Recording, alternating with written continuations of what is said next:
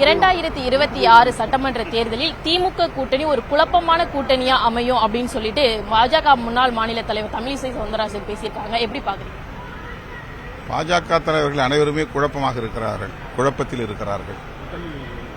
அவர்களுக்குள்ளேயே ஒரு ஒற்றுமை இல்லை. ஆளாளுக்கு ஒரு கருத்தை சொல்லிக் கொண்டிருக்கிறார்கள்.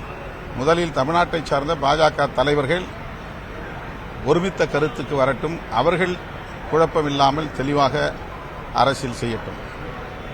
விளையாட்டுத்துறையை பொறுத்தவரை விளையாட்டு வீரர்களுக்கு ஊக்கப்படுத்தும் விதத்தில் திமுக அரசு இல்லை எனவும் வெறும் ஷோ மட்டும்தான் விளையாட்டுத்துறையில பண்றாங்க அப்படின்னு முன்னாள் அமைச்சர் ஜெயக்குமார் அவர்கள் குற்றம் சாட்டியிருக்காங்க. அதை எப்படி பாக்குறீங்க? எதிர்க்கட்சி என்கிற முறையில் ஆளுங்கட்சி மீது வழக்கமாக வைக்கிற குற்றச்சாட்டுகளை வைக்கிறார். ஏதேனும் விமர்சனம் செய்து அரசியல் செய்தால்தான் எதிர்க்கட்சி என்கிற ஒரு இடத்தை தக்க வைத்துக் கொள்ள முடியும் என்கிற சூழல் அவர்களுக்கு இருக்கிறது. அதனால் அவ்வாறு பேசிக் கொண்டிருப்பதாக நான் கருதுகிறேன். ஹிந்தி எதிர்ப்பு நாடகத்தை மீண்டும் திமுக தொடங்கியிருப்பதாக அண்ணாமலை குற்றச்சாட்டு வச்சிருக்காங்க. அதை எப்படி பாக்குறீங்க? இந்தி திணிப்பை எதிர்ப்பது என்பது தமிழ்நாட்டு மக்களின் வரலாறு. அது அண்ணாமலைக்கு தெரியாது. அந்த வரலாற்றை எல்லாம் அவர் படித்திருக்க வாய்ப்பில்லை. இந்தி திணிப்பை எதிர்த்து உயிர் தியாகம் செய்தவர்களை கொச்சைப்படுத்தக்கூடிய ஒரு கருத்து இது.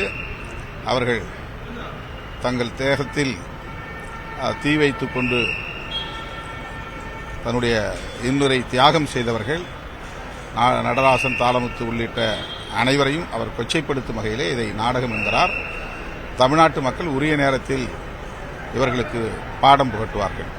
பெரியார் குறித்து சர்ச்சைக்குரிய வகையில் சீமான் பேசிய நிலையில தொடர்ந்து நாதகவிலிருந்து பலர் கட்சியிலிருந்து விலகி வருகிறாங்க. உங்களுடைய கருத்து? அவர்தான் இதை பற்றி கருத்து சொல்ல வேண்டும். இதில் நான் கருத்து சொல்வதற்கு எதுவும் இல்லை.